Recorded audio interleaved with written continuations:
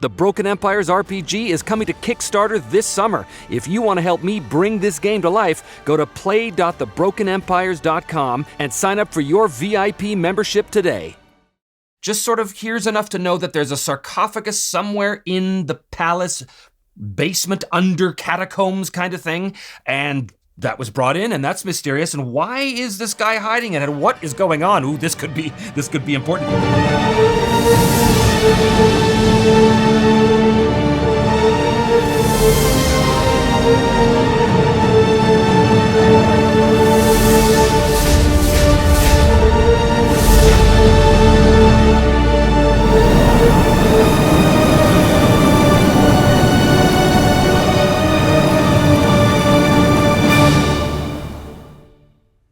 Well, hello and welcome back once again to Me, Myself, and I, Season 4, Episode 3. I am, as always, your intrepid GM, host and player, Trevor DeVal. Thank you so much for joining me here today. And if you do want to help support the channel, please do consider hitting like and subscribe or becoming a Patreon or a member of the YouTube channel memberships. And of course, we are kickstarting the game system I'm using this season later this summer, so if you want to be part of that, you can find the links for all of that below. Today, we're going to be looking at the masquerade ball at the Palace of the Vizier.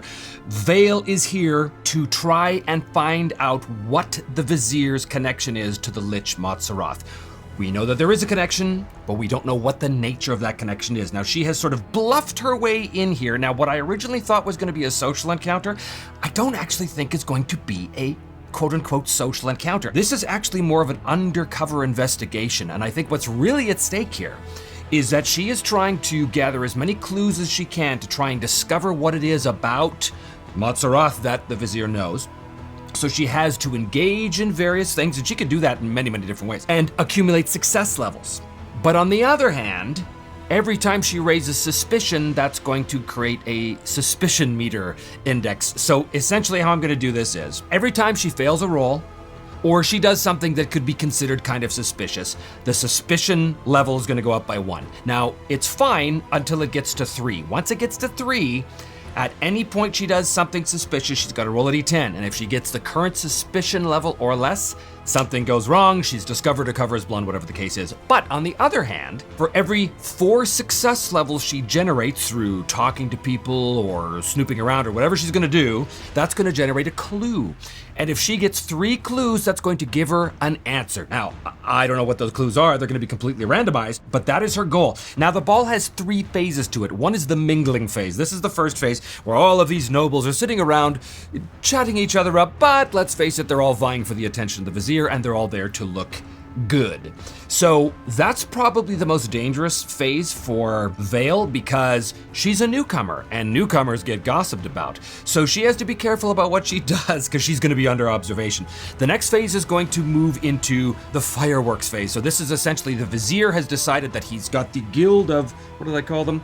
The Fire Tamers Guild that have created essentially fireworks. He's going to bring everybody out into the courtyard to watch this incredible display. That'll go until midnight. And then after that, the third phase is the ball itself, which is the dancing, where the courtiers are all brought back into the palace proper, and there's a series of musicians there, and they will play and dance and all that kind of stuff. So these are 3 different areas, or 3 different sections of the evening that Vale has to try and use to discover the information. Now, before we get into that, the game, of course, is always in development, so things are always changing. One of the things that I've changed is that fortune points are gone. However, they're replaced with something called Resolve. Now, Resolve used to be Stamina, but Stamina was kind of just another version of hit points, and I don't like using hit points. I have a wound system instead. So Resolve now kind of does something similar to what Fortune Points did, except it's not as powerful and it's rechargeable, essentially, when you rest. You can either wager some Resolve before the roll, up to 3, so that if you are successful in the roll, you gain up to 3 success levels to your final result. But if you fail, you lose the Resolve. Or after the roll, you can spend 5 Resolve and get a reroll. Oh, and one more thing I wanted to mention too. I had an idea about Ansharir itself. I think, this is just setting information, but I thought it was pretty cool. I think Ansharir is in a golden age. I think it is in sort of like a new Renaissance. I think that the Builders Brotherhood, which is a group of architects and lore masters and stuff, I think that they have been sponsoring expeditions out into the desert to uncover pieces of all of those old lost civilizations that exist in the Red Wastes. And I think that they've made a number of discoveries, and I think they brought back ancient lore and languages found on tablets and tombs, and they've even brought back old magic knowledge, just all kinds of stuff. But a lot of these writings that they found on these stone tablets and stuff are in ancient languages that nobody remembers. So I think that the most important job in Ansherir right now is that of translator. Now, I don't know if that's going to be relevant or not to the ball, but it was just a little piece of world building that I thought was cool. So we're gonna say that that's the case. Now, the other thing is that Vale had done sort of her research, her sort of social recon in the courtyard before, and she had gained 6 success levels worth of info. So at any point, she can use those success levels towards gaining a clue. So basically, she's well on their way to having 1 clue, because it needs 4 success levels for a clue. And also, she's got this necklace of House Bangara, and because we got an extreme yes in episode 1, I think it was an extreme yes, there's definitely going to be a member of House Bangara here, so I think she's going to use that as leverage against them to try and get some information from them. I don't know what they're going to know, but you know, the dice will tell. And the other thing is that Thrag is also here. He's not in the ball itself, but he's on the outside of the ball. And I think that he's going to be eavesdropping on the various porters and servants and guards and all of those kind of people who do have a tendency to gossip about their betters in situations like this. So if Thrag finds something of interest, he can very easily bribe a servant to go in and give a message to Vale about that. So that might come up too. I'll have to try and remember to give that. So basically, Vale's on her own here. What she chooses to do is entirely up to her. So when she walks into this ball, it is just an extravagant affair. There are servants walking everywhere with trays of sweetmeats and stuffed dates and various delectables. They're also going around filling up people's water glasses or wine glasses or whatever it is that they eat here. The nobles, of course, are all in full splendid array, wearing all of their best finery in order to further impress each other and the vizier, because all of this, let's face it, is for the benefit of the vizier. The vizier himself, I'm picturing him kind of like the King of Jerusalem in the movie Kingdom of Heaven.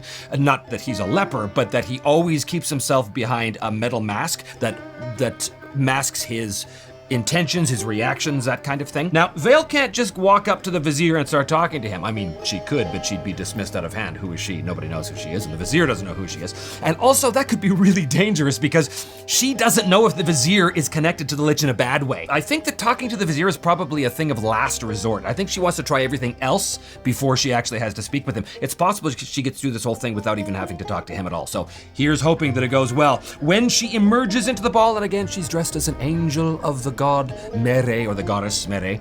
She's in this elegant flowing gown. She's got her mask up. Everyone's got masks on, no matter what their costumes are. And she is beginning to look around. Now, I think 2 immediate avenues of inquiry for her are going to be finding a member of House Bangara, because she does have leverage. That's going to increase her skill value with whatever skill she decides to use to them. And also the servants, because remember, servants do talk about their masters.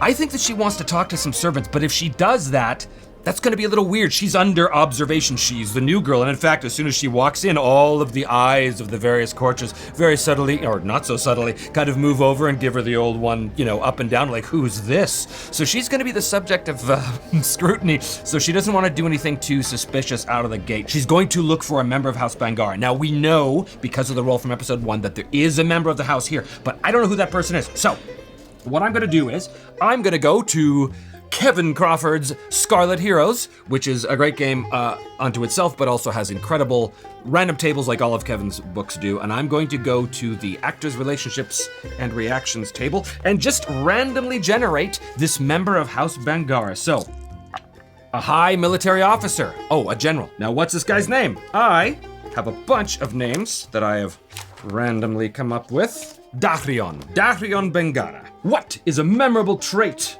of General Darion Bangara? 18. A careless dresser. Okay, so he really should be in his finery, but he's not. I think he's wearing his medals and he's wearing his sword. It's a ceremonial sword, but It's kind of in disarray. It kind of looks like he just rolled out of bed, and I think perhaps he does this on purpose. I think this is part of his personality. He kind of flouts the whole, flouts, I think it's flouts. He kind of flouts the whole idea of formality. So because he's the Vizier's general, he can get away with this, but not anybody else would be able to get away with that. What's his ruling temperament? Merciful. Okay, so he's known for giving mercy to his opponents and his enemies. That's interesting. And his immediate desire, what is it that he wants here at the ball in this moment? Because this could affect Vale. Having a man or woman. Having a woman? Okay, so he's looking to score. And I don't think it's anybody's wife or anything like that, but I do think it's maybe the head of the Courtesans Guild, the head mistress. She is not for sale, but he has this obsession with her. I think this will be our general from House Bengata, and I think that he's currently trying to woo her, the head of the Courtesans Guild, who has a name as well, Kafiri. So I think Vale very casually inserts herself into the conversation here, just sort of eavesdropping and listening. I think he's trying to regale Kafiri with exploits of battle, but she's not really having any of it. She's just more politely listening because she can't just brush him off. He is one of the generals of the Vizier's army, so she's sort of trapped in this horribly boring and awkward conversation, but she can't just extricate herself. And I think that Vale comes up all dressed in her beautiful gown, and she can kind of tell that it's not going well. Maybe he's on the verge of striking out. And she says to Kafiri, she says, "Forgive my interruption, headmistress, but I was wondering if I could possibly have a moment in private with the general." And I think she takes that as, oh yes, of course. And she immediately turns and takes that as a cue to leave. The general's immediately like, hey, where are you going? And Vale captures his attention again, and she says, "Forgive my intrusion, general, but I see you have an obvious and burning desire to court the attention of the headmistress, and I can see why. She is a most ravishing figure. I wonder, though, if perhaps a gift might not help soften her heart towards you." A gift? Yes, a gift would be a wonderful thing, no doubt, but I did not bring anything with me except for my medals and my sword. Such a thing, of course, would not be very impressive to such a beautiful woman as Kafiri. I was actually thinking something that might be of interest to the Lady Kafiri, and at that moment she pulls the necklace out, and his eyes go wide. Where did you get that? Oh, this? I'm pleased to say that I found it in the desert, on the bodies of some dead bandits that my caravan encountered. As it turns out, they seem to have stolen your property. This is yours, is it not? Yes, of course it is. I thought this was lost forever. Thank you. And she hands it over, and he's like, oh, this will make a wonderful gift, no doubt. And he looks back at Kafiri, sort of lust in his eyes. Oh, thank you very much, Lady... Vale was going under the alias of Lady Akima Akfarel. Lady Akima. Ah, Lady Akima, yes. Well, certainly you were sent by the gods to help me with my quest tonight. Indeed. General, whilst I have your attention, might I ask you some questions? I am new to this city, but I have heard that there are some strange goings-on with regards to the Vizier's court. Word has come to me, perhaps you've heard as well, that there are some strange doings going about in the desert. There's been much talk of a new power rising from its slumber in the desert. Do you know anything about this? If he does, whether or not he's going to tell her is going to be based on what she rolls. I'd probably call this just a straight up persuade, but I'm going to give her the bonus because she has the leverage. So the bonus is going to give her a plus 20 in this case, the leverage from the necklace. So she's going to take a plus 20. It's still not great, but she's going to roll. She's going to roll on 57. And she's gonna roll 54, so right on the button. That's actually excellent. That is 5 degrees of success. That is a very, very, very good roll, and it's all because of the necklace. Now, I think the general is very amenable to answer her questions because she has done this service for him. But what is it that he tells her? Let's ask Mythic. Oh, and by the way, I've raised the chaos factor back up to 5 because of all the things going on in the background, like especially the Silent Death Assassins Guild. So chaos factor's back at 5 in case we have any random events. What does he tell her? What is this clue that she uncovers? Transform. 29. Transform exterior. Transform exterior. As a matter of fact, there have been some very strange things going on recently, especially around the palace exterior. Only a week or so ago, the vizier gave orders to his architects and artists to come and to begin painting strange murals and things over the face of the entrance to the palace. Perhaps you saw it on the way in, and perhaps, now that he mentions that, she does kind of remember seeing some strange murals. Now, she's never been here before, so she has no reason to suspect that was anything out of the ordinary, but apparently it was. I see. And what do you think was the purpose of this strange transformation of the exterior of the palace? I do not know. The vizier is known for his strange tastes sometimes, so it could be any number of reasons. And who am I to question the desires of the vizier? If he wishes to put a new coat of paint upon the palace, who am I to stand in his way? Thank you very much, General, and enjoy your evening. Yes, indeed. Thank you, Lady Akiba. And he goes off once again to pursue the attentions of Kafiri. The vizier has given orders to repaint or transform the exterior of the entrance to the palace. Not sure what that means yet. I think she's gonna take her chances with the staff, with the servants. And I think how she's gonna do that is as she's walking about, drinking the wine and eating the delectables and such, I think at one point a servant comes up and gives her offers something on a tray, and she takes it and she engages the servant in conversation. You clearly work here in the palace. Do you reside here as well? Oh, yes, lady. I reside in the palace. I've heard that there have been strange goings on in the palace recently. What with the vizier's choice of redecorating the entrance arches. Has all been well in the palace as of late? Is there anything amiss? Oh, no, lady. Everything is fine. I assure you. There is no problem at all. Please, enjoy the ball. Persuade, possibly. I don't think manners is gonna do it. It would certainly work if she was talking to a courtier. She's not intimidating him. Oh, maybe she's just reading him to see if he's hiding something. Yeah, maybe this is an insight roll. Oh no, that's a fail. So she doesn't get anything from the servant, and more importantly, as I said, she's under careful scrutiny and observation here. So people notice her talking to the servants. And remember, she is an unknown quantity here. So when they see her speaking to the servants, a lot of the courtiers start to, speak under their hands. And, ooh, what's this? What's she doing speaking to the lower classes? That sort of thing. So that is going to increase the suspicion level to 1. All right. So, well, that's no good. Now, she has one more interaction she can make before the ball is... or this part of the ball is over. I sort of assumed that she would have up to 3 interactions, so I think she's gonna try and talk to another courtier because she does need more successes here, and it's gonna get more risky as time goes on. So she is going to go to another courtier and see if she can discover something, engage them in a little polite conversation, and let's find out who that is. And in order to find out who this second courtier is, I'm not gonna go to Scarlet Heroes. In fact, I'm going to use an old standby, Une, which is the Universal NPC emulator. Link for that, if you want to purchase it at Drive-Thru RPG, is below. Let's see who this person is. Who is this next courtier? 12. A forthright. 13. Statesman. Oh, this is a politician. Oh, this is one of the vizier's inner council. This is going to be the forthright statesman. This fella's name is going to be Umer al-Sattar. What is his motivation? This is similar to what's his immediate desire. 93. Execute. 3. Execute affluence.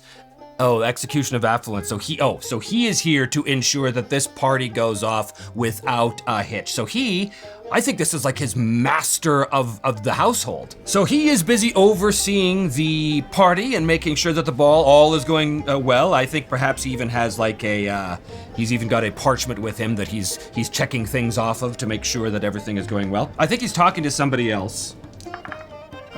So 7 with 51 is mysterious and lies. Mysterious lies of what? What's the NPC focus? Treasure. Mysterious lies of treasure. Oh, that's interesting. Okay, so Vale comes across Umer al-Sattar while he is giving some orders to another servant. Yeah, I think this means that something has been brought in from one of these expeditions and has been brought to the palace. Mysterious lies of treasure, and it's being covered up. It's being covered up. It's being contained. It's been kept secret. Mysterious lies of treasure. Is it a sarcophagus? Is it a sarcophagus? Let's ask the mythic table. I like that. I'm going to call that very likely on Chaos Factor 5. And the answer is yes, it is a sarcophagus. So Umer al-Sattar turns to the servant and says, I trust that the sarcophagus from the dig site has been secured in the palace basement, as I instructed. Oh, yes, my lord. It is quite secure. No one saw us bring it in. Of that I am certain. Excellent. Then you may go. Interesting, she overhears this. Well, that's kind of suspicious. She's already learned something without even having to make a roll. That's pretty cool. Yeah, here's what we're gonna do. Because of that, this is the conversation that dude is having with the servant, okay? And I think that as Vale comes up, she's gonna be trying to eavesdrop on this to gain this information. So in order for her to do that, she has to make and it's not a perception roll, it's a manners roll. This is a manners roll to see if she is able to blend in with the crowd as everyone else is, talking and gossiping and get close enough just to overhear this. Yeah, that's what we're gonna do. So her manners is not great.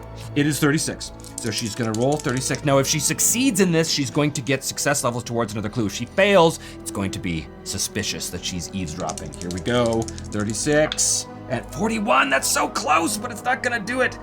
I'm gonna spend 5 of her resolve to re-roll. Oh, this might be a mistake. Here we go. Does she hear? There we go. 27. Okay, so that's actually 2 degrees of success. That's fantastic. That puts her up to 7. Oh, it's not enough for the third clue.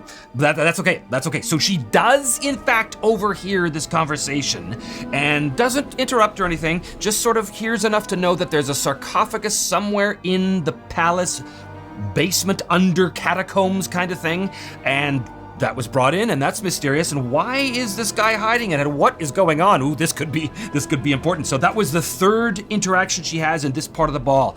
11 o'clock has come, and the vizier makes an announcement from behind his metal mask that everyone is invited out into the courtyard to attend the display by the Fire Tamers Guild, who are going to illuminate the night sky with lights. And everyone is, all a titter at this, and they begin to file their way out. Now, I think this might be an opportunity for Vale to slip away and see if she can investigate the under catacombs of the palace to see if she can track down this sarcophagus. As everyone's moving out, she is going to have to carefully extricate herself, and I think this is going to be, in order to not be suspicious about it again, it's gotta be a manners roll.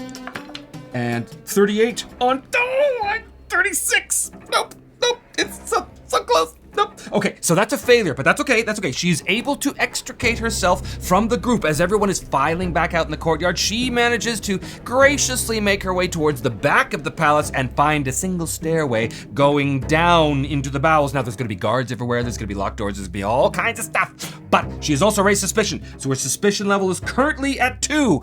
I don't start rolling until 3. So it's still okay. Someone noticed her, but they didn't notice her like going down the stairs. They just noticed her sort of like, just kind of stepping back from the crowd a little bit as everybody was leaving. So the entire grounds are now empty, and she begins to make her way down the stairway. Okay, so here's the thing, she does not know the layout of this, and there's going to be guards down here for sure. So I think we're gonna do this as a series of skills. One is gonna be stealth, for sure. She's gonna have to roll stealth to avoid being seen. Failures increase the suspicion level. Successes get her closer to the clue. So that's the first thing she's going to do, is to sneak by the guards that are in this under catacomb and are patrolling, okay? So her stealth, well, it's 60, but she has something called stealthy, which gives her +2 success levels on stealth rolls. So essentially, if she succeeds, she's gonna succeed big. It's gonna allow her to sneak past the guards and learn something. Stealth is 60, and it's 67. She fails that, but not by much, but our success level goes up to 3. Okay, from this point on,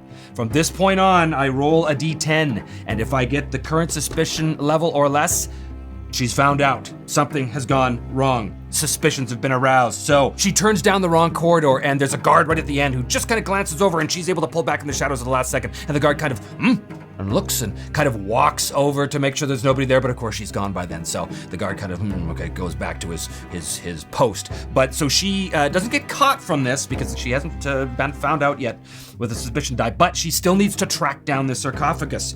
Okay, this gets dangerous now because now her suspicion level could go up. She doesn't have any kind of wises. Wises are skills that are just general knowledge of things. For those of you who've played Burning Wheel, you'll know that term. She doesn't have any sort of like palace wise or intrigue wise or anything like that. I think it has to be perception. She's just using her, oh, you know what? No, it's not perception. It's not noticing that. It's insight. She's using an insight roll to see if she can navigate the corridors. She'll see the occasional servant going out of a doorway and she'll go up and she'll see what that is and maybe that'll lead her to the next place. Whatever the case is, it's gonna be determined by the dice. So she's gonna roll an insight to see if she can track down this room where the sarcophagus has been secreted away. Here we go.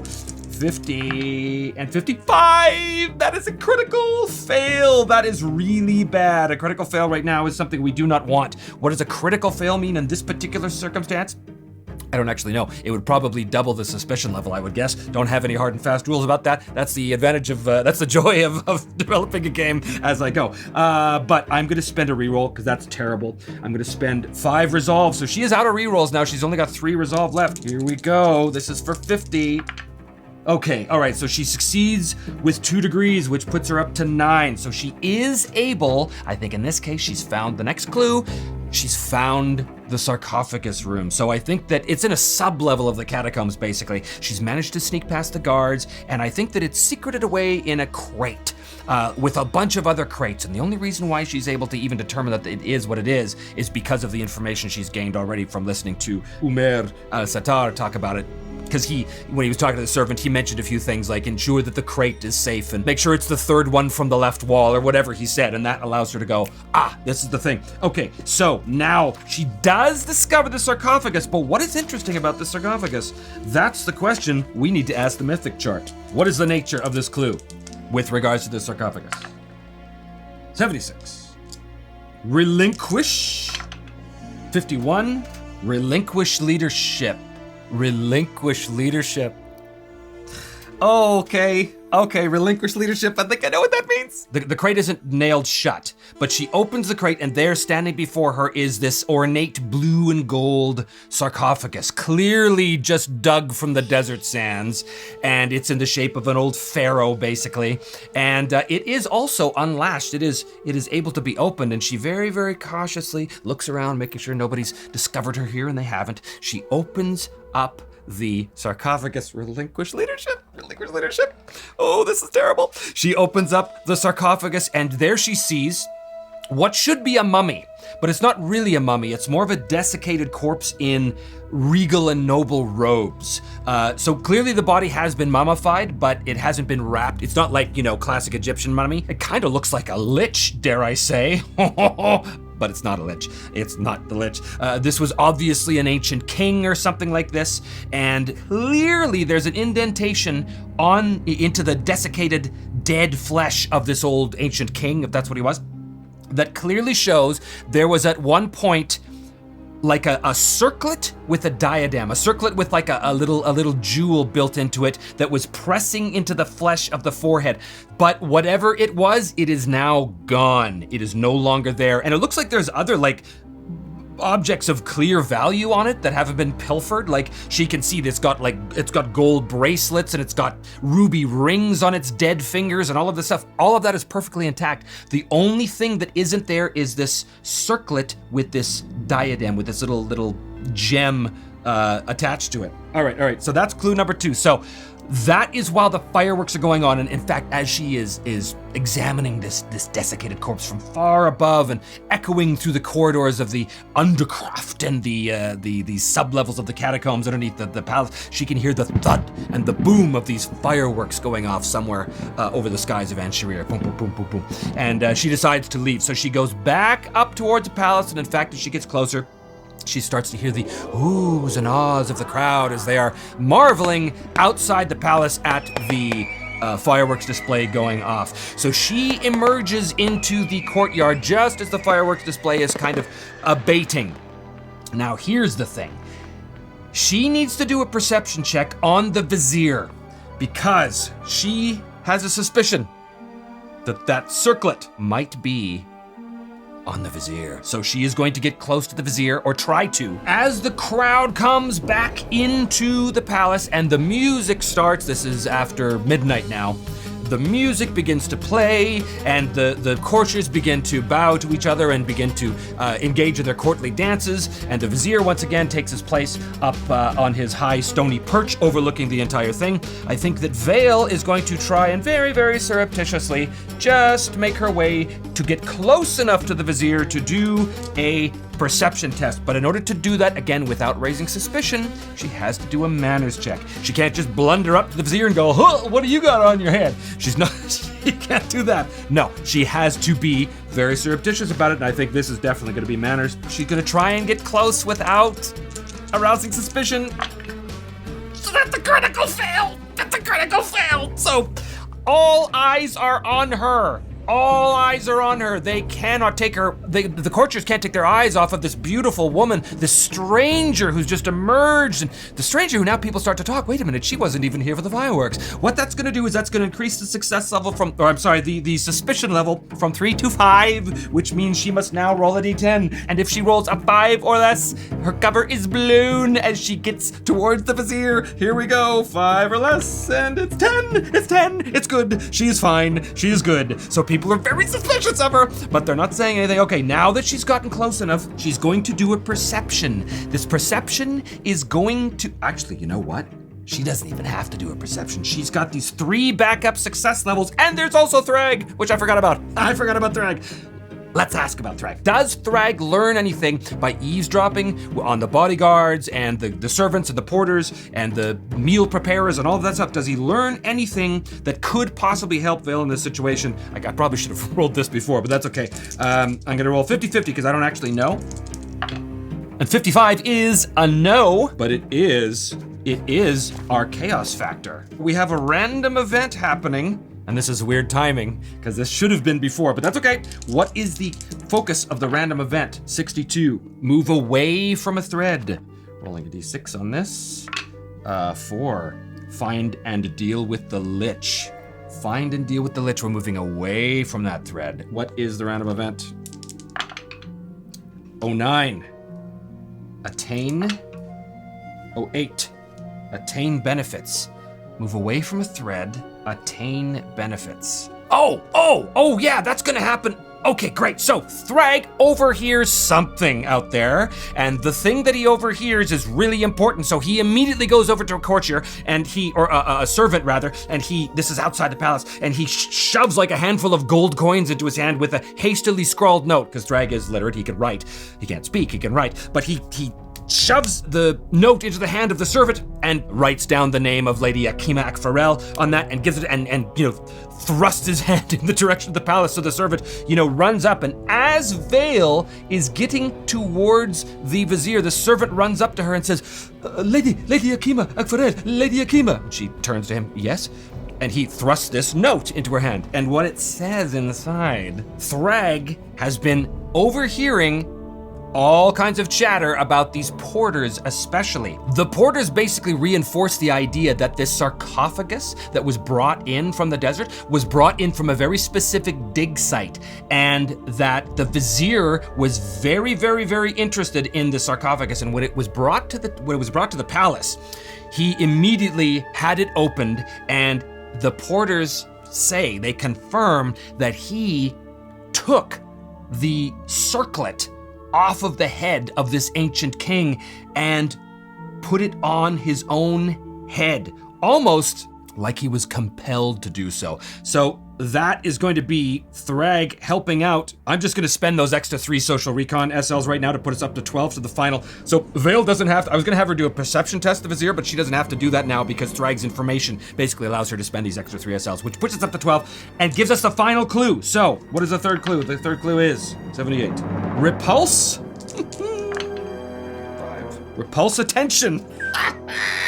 Transform exterior. Relinquish leadership. Repulse attention. We're moving away from the thread of finding the lich. Okay, so this information comes to Vale, and she realizes now that in her magical studies that she actually does recall some of those sigils that were painted on the outside of the palace exterior, on the arches leading into the palace. Those are wards. They are magical wards that are designed to repel something from the palace. So that clicks in with her, and at that moment she looks up. She's gotten close enough now to the vizier. She can see that certainly behind that metal mask he wears protecting his face, she can see the circlet with that, we'll call it a red, like a red ruby that's glimmering in the torchlight and the firelight of the palace. It's gleaming almost like a third eye. And at that moment, she has a real bad feeling about this thing, a real bad feeling, because I think we have discovered what is going on here. Transform exterior, relinquish leadership, repulse attention. Here's the deal. The Lich has commanded and influenced the vizier through his magical powers, through his sort of semi-conscious powers. He's reached out with his undead thoughts, and he has commanded the vizier to claim for himself this circlet of an ancient king, because the circlet belonged to one of the old viziers of An-Sharir, one of the viziers that Montserrat betrayed.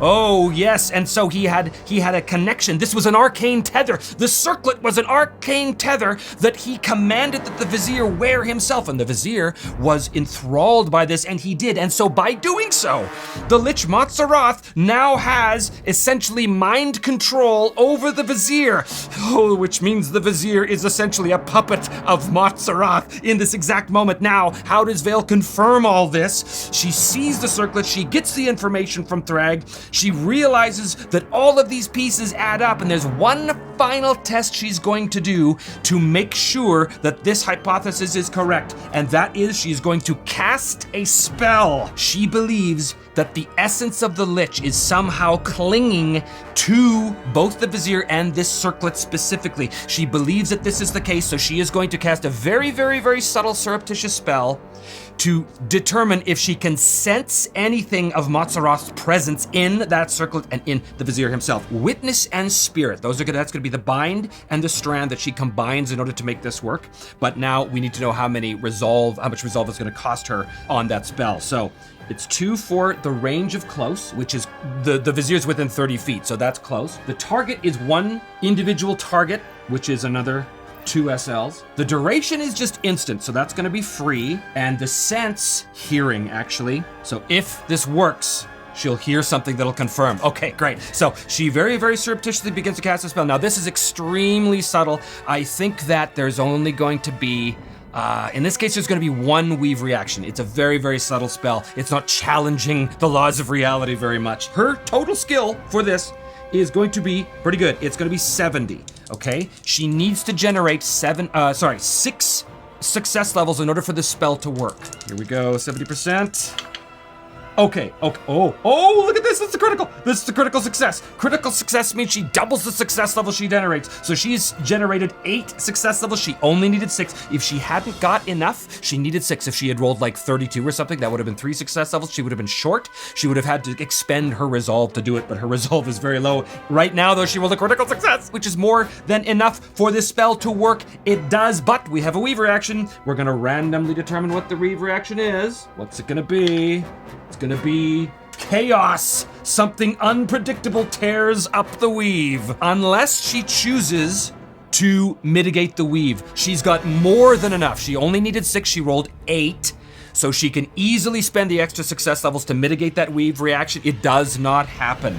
So the spell goes off. She very surreptitiously makes some motions with her hands and utters a few quiet words of magic under her breath, focusing on that circlet, and it works. She has rewoven the strands of reality so that now she can hear something from that circlet. And what the something that she hears is a voice, an ancient, withered, desiccated voice, the voice of 1,000 tombs, the voice of a grave that has been pilfered centuries ago, the voice of ultimate anger and rage and fury. And the voice says in her mind, she hears this clearly because of the spell, the voice says, I see you.